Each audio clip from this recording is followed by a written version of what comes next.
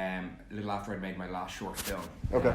And I was invited over to go to this party called Oscars Wild, which is an Irish themed party that they hold in Bad Robot the Thursday before the Oscars every year. Oh, that's cool. So it was really cool because I got to meet J.J. Abrams and Steven Spielberg, and yeah, it was a nice introduction to Hollywood. Meet a couple of the people that you look up to, you know. Yeah, exactly, man.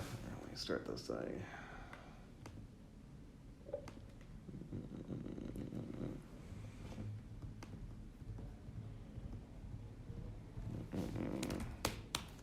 Lee Cronin. That's me. February 2/6, in the year of our Lord 2019.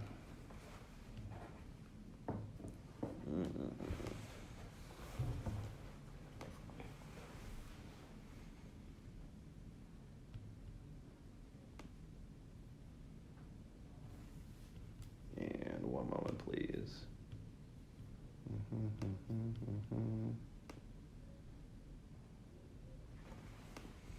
Just like to have a backup. No problem, man. Beautiful. There we go. So that's just kind of cooking in the background. Cool. So, you made a horror movie. I did make a horror movie, yeah. Brought me all the way here. Yeah, I saw it yesterday and it was fantastic. Excellent. Thank you very much. Very good. Can we do just like the background part in your own words? Yeah. What sort of background do you want to know? How deep a dive? So, were you born in a log cabin? No. No, I'm from Ireland. I grew up kind of in a little seaside town in the east coast of Ireland. Okay. Youngest in my family by like 9 years. Mm-hmm. So saw a lot of, or was exposed to a lot of movies I probably shouldn't see at such a tender age. Mm-hmm. That certainly played a part in crafting kind of my own imagination and my own mind. So Jaws, The Shining, Poltergeist, Evil Dead 2. Sure. They were all in the locker by like 8 or 9. Nightmare on Elm Street 2. Nightmare on Elm Street 2, Nightmare on Elm Street. The classics, laying the foundation. Yeah, and they were there like at a really young age. It certainly, you know, I was a big Ghostbusters fan. It certainly kind of crafted a lot around, you know, my imagination, how I think and how I view film and the kind of the prism that I like to put things through. And then, you kind of, you know, was, you know, always into movies and TV and cartoons. And I guess at about like 13 or 14, I think it was like my best friend at the time, his mother said, you should become a movie reviewer because you never stop talking about movies. And I thought about it, not that I thought about it, but it kind of led me more to kind of writing ideas for movies is kind of how it began. By the time I finished school, I knew specifically what I wanted to do, and I went to film school and didn't love it, to be honest. And then, you know, you go that wayward route in your late teens, early 20s where you're kind of trying to figure out who you want to be and what you want to do. And I've done a lot of jobs in the industry. Like I have changed the toilet rolls in a post house. I'm not saying I've done it all, but I feel like I have worked my way up. You know, from the beginning, the equivalent of being in the mailroom. You know. Sure. And through that route, then met with some good like-minded people, and we kind of collaborated and built and made some short films. I worked in advertising during that spell, left advertising behind, and finally made the debut feature, which is cool. Which is kind of just about to enter into the world. That's the bullseye that everyone is working toward. Yeah, so absolutely. And I just kind of spooling back just a little bit. Is the family artistic at all? Yeah, I guess in their own right they are. Like, yeah, for sure. Like my dad did back in my dad's like 76 now, but like back in the 60s when he was a young guy, like he made Super 8 films. So I still have copies of them. Okay. Not necessarily Super 8, but we've got them digitized. But he made these kind of knock-around strange comedies and stop-motion things. I know, like, he made this one film that was about, like, the last cigarette in Ireland. It was this kind of strange, crazy, like, chase caper. Mm-hmm. And both my mother and father were both kind of, like, crafty and hands-on with stuff. They were always building and making and doing and things like that. And my sister's a chiropodist, which is its own particular skill.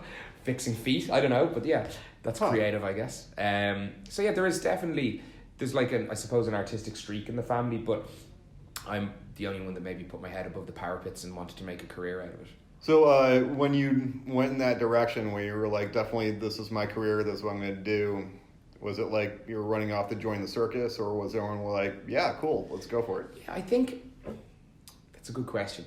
I think my mother always felt I was going to go down the kind of science road.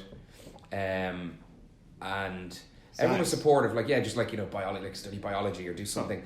But I kind of feel that like I know it takes a while. Sometimes it takes time for people who aren't in the business or don't understand the business to actually realize what it is that you do. Yeah. So remember my mother used to say to her friends, "What does Lee do?" "Oh, something in the media." Do you know what I mean? Slightly flippant, but she cared and she wanted the best for me. It's funny, I think she finally got it when she saw like a TV commercial I directed actually on TV. It makes a difference, but now she's extraordinarily proud and kind of understands. But yeah, like you can't get there without your family's support through the thick and thin times, and those tricky times you might need to lean on someone and say, "Look, I'm short at the moment and I need to dig out for the next 2 months so I can get to the next paycheck." It's being a freelancer is a tricky business. And even making a debut feature film is not financially lucrative at all. No. It's just laying the foundations for hopefully rewards further down the line. You have to check that box to show, I did one. Look, I can do this now. Absolutely. Because, the question is always, well, can he do it? Yeah. But, I ask because, it's a very common situation for, people in this industry, to embark on it. And, very often people are like, you want to do what? Yeah.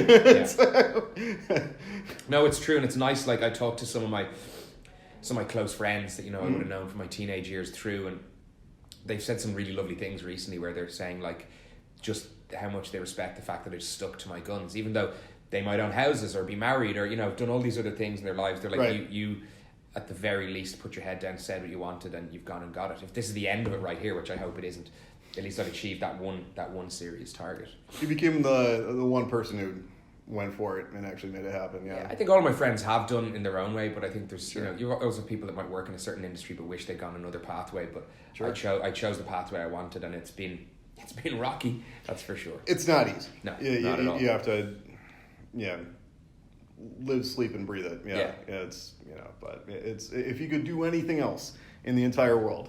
Of course. It's vocational, I always think. It's not as powerful as a calling, but you need to accept that it's more than a job in a way, because you have to be on it 24/7.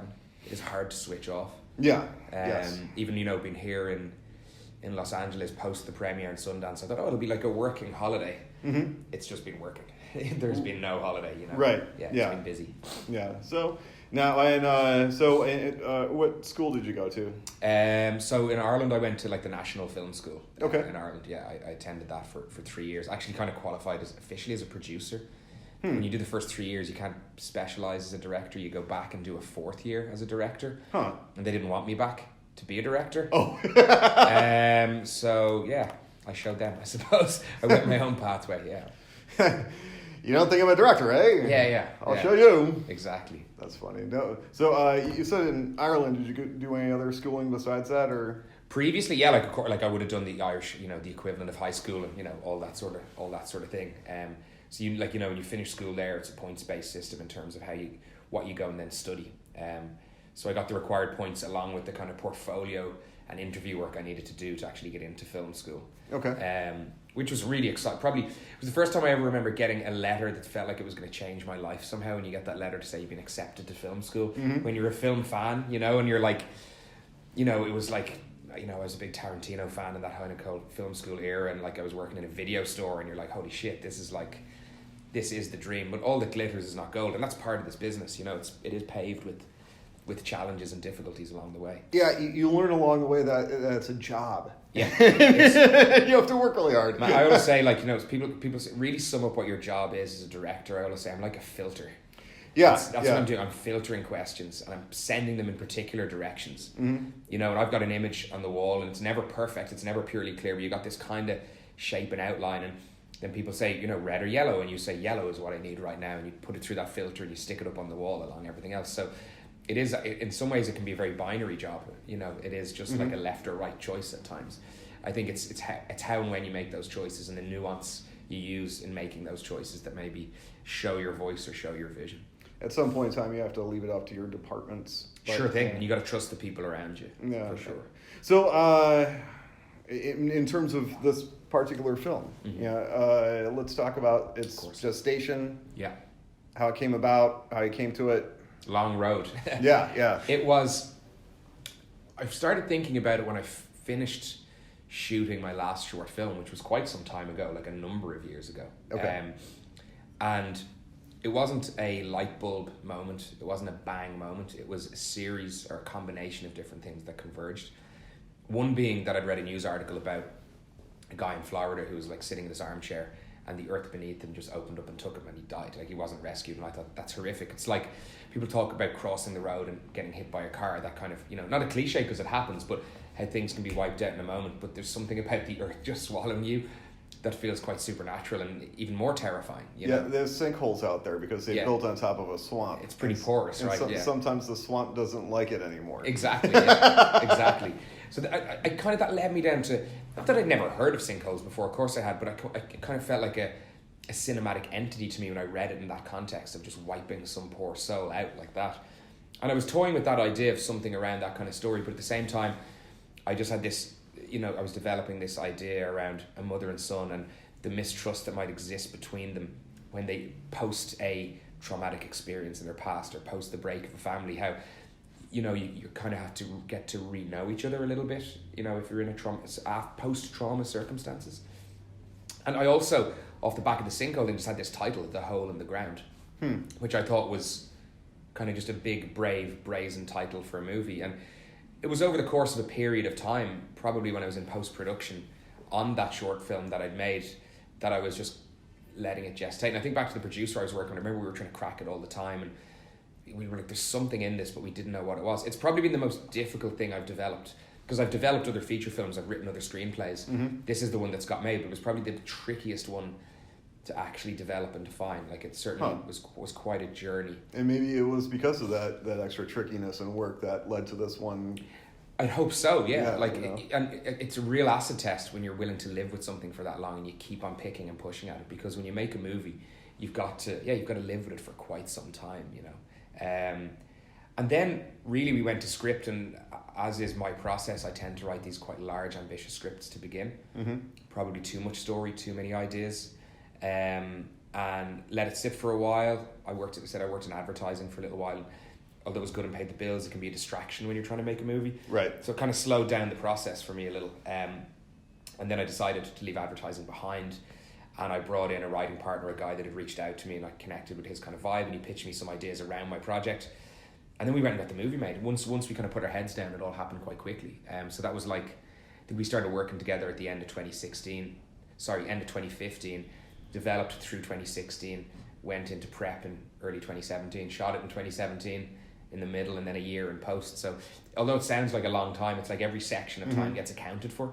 Like, it takes time to make a movie. It really, really does. Yes. Too much time for, you know, I think when you've made your debut, the hope is now that I'm going to have more than, I put all my eggs in one basket around this particular project when push came to shove. Right. Whereas now I'm trying to develop a slate with maybe 3 or 4 different things. Of course, that are moving forward at the same time. Because play the percentages a little bit more. You do the round of meetings, and the question is, of course, what's next? So, what is next? Yeah, you're asking me, or no. Well, okay. We can circle back around to, yeah. I mean, just in terms of your crafting a slate, you're wise to do that, because you don't want to, you know, do the meeting rounds and, you know. So what are you doing next? What's going on? I don't know. I'm not sure. No, it's funny. Like, even with one project that I'm very passionate about, I set myself a deadline before I got on a plane to travel to Sundance that I'd have a draft finished. Okay. And it was like done the day before I flew, just to have it at least enough there that if somebody, although I wouldn't share it with anybody yet, it needs a few more weeks of polishing, but that it was close to being ready, you know. Okay. Yeah. So the your co-writer, that was Stephen. Yeah. That's right. So he reached out to you. Yeah, I think it was how we knew each other a little bit, but we never hung out. Like, we knew each other's names, and he I think he put a message up on Facebook. His final draft had crashed, and he was wondering how to salvage back into the archive.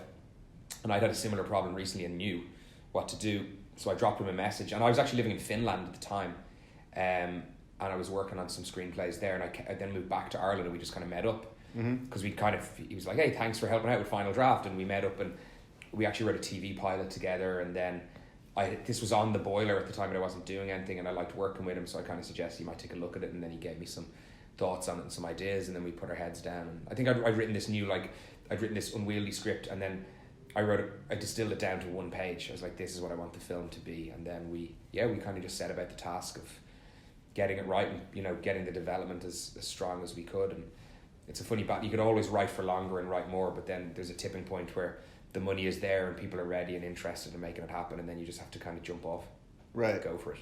So, do you think Steven's fresh eyes gave you the kind of the way into getting your fingers into it? Yeah, I think a fresh perspective is always helpful, and I think I like to write alone also, but on particular projects. But equally, I'm trying to work with a partner or work with a couple of different writers. Mm-hmm. I think development is difficult, and if you're trying to be just a writer director on your own, for me, some people are different. Some people have those skills where they can. I wrote a screenplay in 2 weeks. That's not really my process. And so yeah, like I think it's good to have somebody else there to bounce off and to bring fresh ideas and to challenge as well. I think that's the key thing about working with people, is that you're challenging each other in what you do. I think that's really key, actually. The same goes for all departments. I look to work with people that can elevate my ideas, not to sit somehow below me in the hierarchy, but actually to elevate the thoughts that I have, and to improve upon them and to build upon them. And then I make the decision around, is that what I want? That's the way it kind of works for me. Okay. Oh, cool, man. Yeah. So I noticed in the opening credits, you mentioned Finland. I noticed that there was a Finnish Film Commission mentioned in the credits. Did you shoot in Finland, or no? What was the Finnish connection to this film? So the previous short film I'd made was an Irish-Finnish co-production, a rare beast for a short film. In Europe, we have these co-production agreements between countries, and I happened to put this deal together with my producer where some of the money, pretty much half of the money, came from Finland. Wow. Wow. And it was quite a high budget short film. It was like, I guess in dollars, it was probably like $80,000 short film. Really? Yeah. Wow. So it's like it was a big budget short. We had a lot of VFX in it, and we because of that, I had a good connection with a producer over there, and she was able to bring a little bit to the table. So we actually brought in some Finnish crew and a Finnish actor into the mix. That was kind of the way it works. It's creative spend, where you're getting it from the money from one country, you spend it on the talent from within that country to kind of service your movie. Right. So equally, they would have been the minority, and then we would have had another minority producer, but at a much bigger scale, a co-producer with money from Belgium as well. So it's Irish, Belgian, Finnish co-production with some also some private equity from the UK. So it's a very kind of pan-European project. This one or the short? This one, The Hole in the Ground. Yeah. You need all the pieces. You do, yeah. and you'll take all the money available. That's for sure. Absolutely. If it's out there, you'll take it. And can you talk about the budget level on this one? I don't like to talk about figures in that kind of detail. I'm not trying to be in any way dismissive. Truthfully, I don't know what the exact final budget was. It was under $3 million. Wow. Yeah. It looks really good, though. Thank you. Yeah. And when you get to a certain budget level, it comes down. You start throwing more and more talent at it rather than solving problems with money. Yeah. And so when it looks really good. Yeah. Then we worked it hard. I think we spent every last penny that we could on it. And it's very clear that it's more about the sweat equity is clear on the screen. Sure. Yeah. And it's all on the screen, I think, as well. You know what I mean? I think we didn't leave anything behind, and at the same time, there's things I couldn't get and things I wanted that I couldn't get, but that's part of the filmmaking process, and you have to accept those things. I kind of see it as it's like you go to the shop, you go to the store, and you've got this big ass shopping list, but some stuff isn't in stock, and some stuff you can't afford if you want this other thing over here. So what you're trying to do is pick the best ingredients you can, make those smart decisions, then bring it back into the kitchen and make the best cake that you can. So let's talk about pulling together your team. In terms of, let's start with casting. What was the casting process like? So the casting process was, there's obviously two key roles in the film, and there's some great support cast in there that can get lost in the mix in this film. But the truth is, they're not characters that have this incredible amount of development because it's such a singular POV story. So at the heart of it all had to be who I cast for the role of Sarah, which is Shauna Kerslake, who plays the role, and she was the only person I spoke to about it, actually. Really? Yeah. Why? And you worked with her before? Or? No. We were starting to think about how to do it, and we were speaking to casting agents, and I had a particular idea, which was different to where we ended up, and very different to the sort of performer that Shauna is. And my producer suggested I watch her in a movie that I'd missed, I hadn't seen, I'd heard great things about, but I hadn't seen the movie. And I watched the movie, and I rang my producer kind of afterwards and said, let's go get her, or at least let's get a meeting with her. Met with her for a couple of hours, talked about the film, got her perspective, gave her my perspective, and we offered her the role the next day, and that was it. We didn't speak to anybody else at all. Wow. Yeah. Wow. Yeah. There was no hunt. We just found the right person right away. I'm willing to take those risks with an actor as well, because she was different, and I went back to the screenplay and did another pass on it with her natural abilities in mind, so that I could kind of elevate the platform that I could give her. So we did a Shauna pass on the screenplay. Well, the performance that she turns in certainly, she's phenomenal. Yeah, she's great. So it's very, very clear why you would go very strongly in her direction. Yeah, and she's different, and it's quite an internal performance in a lot of ways. And it's not your traditional horror mother, I think, in a lot of ways. She doesn't scream and shout. The process of how we cast Shauna, where it was like one person and one person only, there had to be a different kind of diligence that was done in casting a young performer. You need to spend maybe a little bit more time with them. You need to understand them a little bit more, their strengths and their weaknesses, and to try and see, can you craft the performance that you want. I think James, who we did cast in the end, was kind of always in the mix but never in first place. Because leaning into my own kind of fear in approaching the film, I was probably looking at a kid that was more traditionally creepy. Just not saying the kid was a creepy kid, naturally, but just was able to maybe be creepy more instinctively, perhaps. Okay. But what I realized actually was that I needed a kid that I could put in a lot of different places. And I hope, and what I wanted to do, one of the strengths in the film would be that he's a normal kid and then he's just that one tick left or right in the clock. It's not like we bring him all the way to a place where like, oh, he's obviously creepy. And that's what James had the ability to do. But it was a process of I was presented with a short list and a long list, and you look at the short list and I didn't see anybody that I liked, and I dug back into kind of, the longer list of everybody that the casting agent had seen and pulled out. Of the 5, we maybe shortlisted it down to, I think 2 or 3 came from that longer list.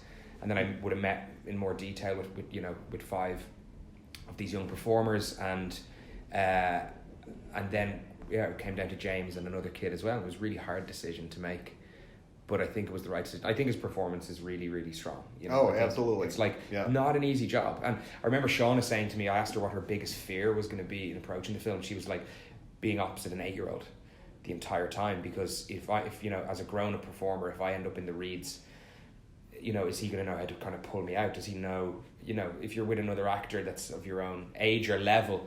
So it's a very different dynamic that she had to face, but he held his own, and his ability to take direction was excellent. I've worked with young performers on a number of projects, and so you'll find that, the good ones have like 6 settings on the dial. I almost look like turning the cooker up from 1 to 6.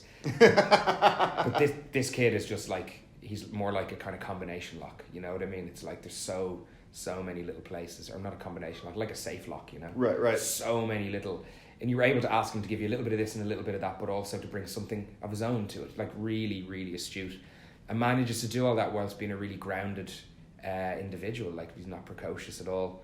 Maybe it'll all change after the hype around the movie, but lovely kid. And I think what you're doing when you're casting a kid as well, you're also looking at their parents and getting to know them, because they play a big part in that process. Oh, of course, yeah. They really do. Here's our kid. See you in a few weeks. Yeah, you're paying for his therapy. It's that. But yeah, really, really nice process. I understand the kid who played Danny Torrance didn't see the film until he was an adult. I think. I don't know if that's apocryphal or not, but. Speaking of, I see a little Shining influence in there. Sure. Yeah. It's one of my go-to movies, and I'm not afraid to admit it. Pattern of the wallpaper. Yeah.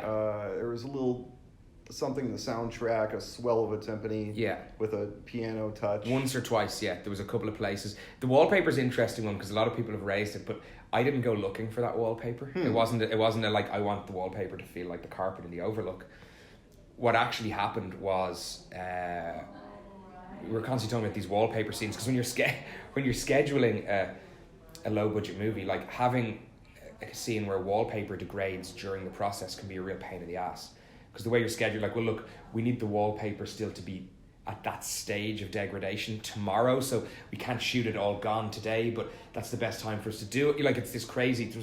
For something so simple, there was always these constant wallpaper discussions. So right. I kind of slightly stopped, not that I stopped caring, but when it came to what wallpaper went up on the wall, when the wallpaper is all back to normal again, I was like, just bring me some options. I didn't have a go look. And there was just all these options rolled out, and it just so happened one of the patterns caught my eye, and I was like, I know that pattern. And despite there was a big part of me going, don't do it, because your horror fans are going to jump on it right away. They're either going to love or hate that choice. But I couldn't resist putting it up. Right. I think little touches like that are pleasurable to the general horror audience. Of course, it's these little kind of nods that are subtle, as opposed to, like, say, naming characters John Carpenter. Of course, and that's a different thing. I think nods are important, and I think I would never shy away from my influences. I think it's how you use them. Yeah, that's key. Yeah, absolutely. So which kind of brings us into the conversation about your influences. Yeah. In general, but also specifically this one. I think with this, there was no escaping. Look, we talked a lot about Rosemary's Baby. We talked a lot about The Wicker Man. We talked a lot about The Shining. Mm-hmm. The Wicker Man, really, although it's nothing like The Wicker Man, it was just that idea of a character in a situation where potentially everybody around her might be, or him is lying, which I'm quite interested in. And you don't know who to really trust in the hole in the ground, even though it's a small cast of people. It's hard for her to get the absolute truth out of everyone, particularly the person that's closest to her in her son. So we talked a lot about the psychological kind of beats in films like that and Rosemary's Baby. Because the old man who has been down this road before and could probably offer the most advice does it very unwillingly because he doesn't want to touch it. Yeah, exactly. And that comes from time and repression of the troublesome things. It's not just a very Irish thing, but there's a lot of it in Ireland, that's sweeping it under the rug kind of attitude. Mm-hmm. So I thought he was quite reflective. That was the idea of the way an older generation can be in Ireland, and how the hurt can just get buried a little bit. Like, I think that's what I wanted to happen in the film was, that older, wiser character doesn't give a warning 10 minutes in and say, don't go into the woods, there'll be monsters in the woods. Mm-hmm. If anything, it's 10 minutes out from the end when she desperately wants information and says, tell me I'm wrong or tell me I'm crazy, and he says, I can't, because he's just too entrenched at that stage. Right. So yeah, I thought that was something we wanted to try and subvert a little bit how the tropes are usually used. Yeah, because the film definitely plays the is she seeing things or not card. Very, very common to stories of this nature. So but we do get introduced to the hole in the ground, the titular hole. It's big. Quickly, how much of that is practical? How much of it is CG? It's not that it's a tricky question to answer. I could answer like two ways, and both would be right in the sense that, like, all of it is CG, really, but in the creation of that CG, there's lots of real elements that have been used. Mm-hmm. So in terms of comping and stuff, so I tried to. There's one or two bits that are completely real, like closer shots of Earth and different things that are real, and then there's also some wider shots that are 100% digital. But I will always fight. I kind of use visual effects to extend on a world rather than to just define it or completely create it. So we'd shoot tree plates, we'd shoot elements of character, close-up, soil texture, all these kind of things. So because the more that you can bring to it, the more you can escape that kind of overly CG space, for want of a better description. Right. Yeah. Which I always try to do. Same in my short film work. It's always like trying to enhance.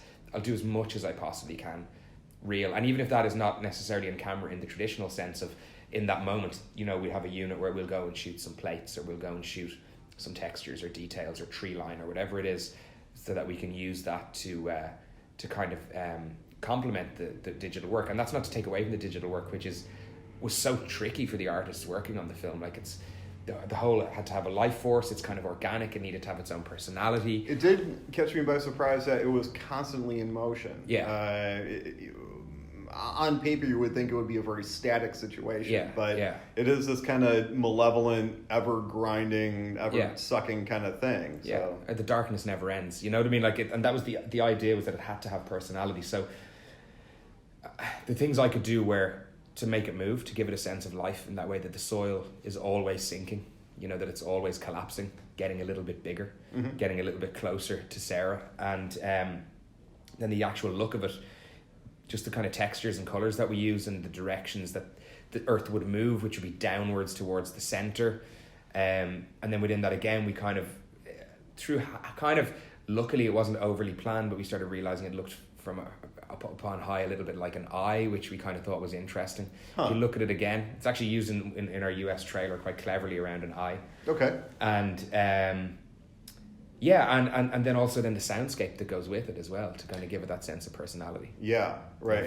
Give it a voice. Yeah, this low growl accompanies it, but just as a sidebar, I really dug the very close to the opening. I dug the shot the standard shot where the characters are in the car and it's like a symmetrical, like Kubrickian kind of, they're driving out, but then we have the camera go upside down. Yeah. That was neat. That was good. Yeah, and I kind of felt that I wanted people to know that they were in for a little bit of a ride, that this wouldn't be straightforward. So we established the characters. We opened the film on Sarah's face, her point of view, which was really strong. At one point, we were actually going to close it on a exactly matching shot, where we went back in on her face in the same kind of position. We did shoot it, but I just felt in the end, I kind of wanted to leave people alone with the thought around the mirrors that exist in the room. But yeah, in the opening, it was from the get-go, it was kind of like we wanted to do something interesting, and we wanted to, just wanted to turn the world upside down, to let people know that they were about to enter into a situation with these characters where their world is going to get turned upside down. Yeah, I noticed that you're willing to let the audience work a little bit and leave some questions open. Several times, a scene will open with characters reacting to something the audience doesn't see yet. Yeah. The old woman in the road and whatnot. And is that like a conscious choice or just something that you just dig? I guess there's a big part, I think, when it comes to crafting tension, dread, horror, fear, whatever you want to call it, where you just have to trust your instincts. It's like what feels right in the moment. And a lot of that you find in the edit, actually, where the kind of maybe the brevity around a scene or how you want to play it. But there are unanswered questions in the film. And that may frustrate some types of viewer. For other people, they like that they can dig in and think. And for me, the decision was very simple. It's like, what's the tone of horror movie I want to make? And when I'd established that in my mind, that I didn't want it to be cookie cutter in its nature, I knew that there was a certain line that I couldn't cross, because once you cross one line and explain one thing, you tend to have to bring other things with it. And so although there was times it would have been a lot easier for me to maybe answer some questions for people, I also just felt that it wouldn't be as original a prospect. And it's strange, because when people respond to a movie like this, they also, with horror, it's tricky to be original all the time, It survives. The genre survives on its tropes. That's how it operates in a lot of ways. So you try and bend them as and where you can. And I chose to leave information out, but there's never a piece of information left out by accident, and there's never a piece of information that I don't have the answer to myself. And it's not that I'm trying to keep it all to myself, but you choose what you want to. Weirdly, we talk about that idea of the recipe in the kitchen, but sometimes you don't want to put in too much Tabasco. It'll make it too spicy, so you just want to kind of hold back. And so there's some ingredients that are part of the bigger story I developed, but that I chose to leave to the side to help with the mystery, because ultimately that's what you're trying to do, is to elevate the mystery as much as possible. When you start explaining horror, the horror goes away. It's like explaining a joke. If you have to explain it, it's not funny. Of course. Speaking of The Shining, there's no true explanation offered to the last shot of that film. No, it's just given to you, and you can think about it on your way out. Exactly, which I love, because there's nothing better. I think if you can take a horror film home with you, as a filmmaker, if you give people the opportunity to take your horror film home with them, should I say, I think you've really done your job.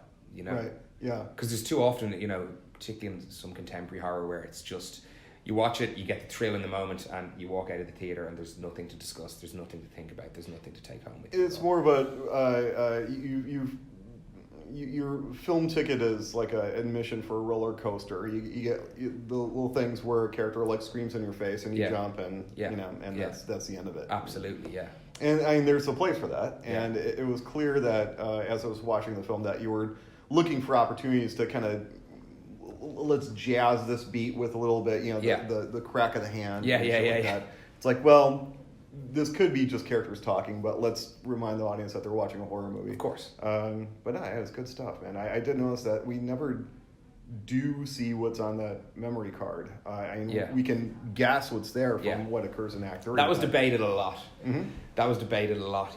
Those fears that you have in post-production. I was always confident that there was nothing that I could show the audience there that would live up to their own imaginations. I trust the audience to fill in the gaps. Yeah, exactly. Anything I show there probably dilutes the horror in a lot of ways. So, very quickly, what did you shoot on camera-wise? We shot it on our Alexa Mini. Okay. Yeah, we shot it on the Alexa Mini. We wanted it to be as lightweight as possible, because we shot it with Cook anamorphic lenses, which are big, heavy monsters. So we wanted to try and be lightweight and quick. And yeah, we did a lot of testing beforehand to make sure that we were happy with that as a platform. How did you come to your DP? We've worked together for like about a decade. Wow. Yeah, so even back when I was like working in, before advertising, I was working making like corporate films. Like I worked in that space, and I kind of segued into doing these bigger screen museum pieces. And through a lighting cameraman I was working with at the time, he suggested I brought Tom Comerford in to kind of help with some of the more artistic scenes that I was kind of hunting down, and we just developed a kind of friendship and a rapport, and he shot all my shorts along the way. So whatever the future holds, he was always going to shoot my first feature. I'd always give him that opportunity. That's fantastic. Yeah, you have to. I'm sure it's also easier to have that established shorthand on set. Yeah, and Tom's great with his time in terms of, we sat around in a lot of coffee shops and bars just sketching stuff out, and we pre-visualized, even though we didn't really have the resources or time to fully storyboard the whole movie, we did pre-visualize in a way where we were able to look at a sentence on the page in a shot list and know exactly what we meant. So we planned, we probably had about 92 to 95% of the film heavily planned before we went in. And, wow. And actually, it was a choice that I made at the very beginning, was that I wanted quality over quantity. Mm-hmm. So there's no major coverage in the film. Like, there's a couple of dialogue scenes for sure, we ran them on a character on both sides, but only a couple of times. Even with the basicness of the dinner party scene is shot from very particular angles. We didn't cover every single angle you usually traditionally would when there's people around the table. And yeah, like the longest assembly of the film's 90 minutes long with titles and credits. Mm-hmm. And the longest version of the film that kind of exists is like 98 to 100 minutes. Wow. There wasn't a really long cut there. Everything went in that we shot. You're not swimming through a giant pile of... No, there was no 2.5 hour cut. How are we going to get this down? And it also sounds like you're avoiding situations where you're standing around on set going, okay, how do we shoot this? Yeah, not at all. Like, there was one or two things we did try early on that didn't work. I remember there's a few elaborate tracking shots that I was trying where we were moving from one room to another, but when you're working with a real location, you suddenly realize, oh my God, when we go through that door frame, we're on the wall for way too long. There's these kind of things that you kind of couldn't do. And I always remember thinking the film, I was like, oh, it's like the pitch, like it's like 90% in a house. It's actually, we shot for essentially 5 weeks. Only 2 of those weeks were in the house. Okay. The rest of it was elsewhere. And once you get outdoors into those locations with the sinkhole scenes and the scenes on the road with Noreen and stuff, that's all tricky stuff, weather dependent. It slows you down a little. Yeah. Oh yeah, absolutely. You start. Yeah. Mother Nature gets a vote. Mm-hmm. That's for sure. So, because I'm here for a writing thing, let's circle around to more story character type stuff. Mm-hmm. Is there anything metaphorical that you're going for in terms of the story that you're trying to tell? Sure. And I asked that kind of. The hook of that question is exactly what happened with the husband is kind of another question that's left. We get it, but it's never explained right out loud. We never get that expositional scene where she's like, well, he did. Of course. And I did notice that right at our darkest hour, we have a scene in which a male member of her family beats the shit out of her in the kitchen. Yeah. So it's there's a queasy thing going on. Yeah, and you've read it exactly right, which is great. I think there's a few ways of approaching like theme and metaphor. There's always these kind of substitutable words, and there's lots of little pieces that come together. I think in making a horror film, the first thing that I looked at, so the kind of at the core of it is always like, how can I connect with people? How can I kind of scare them? Mm-hmm.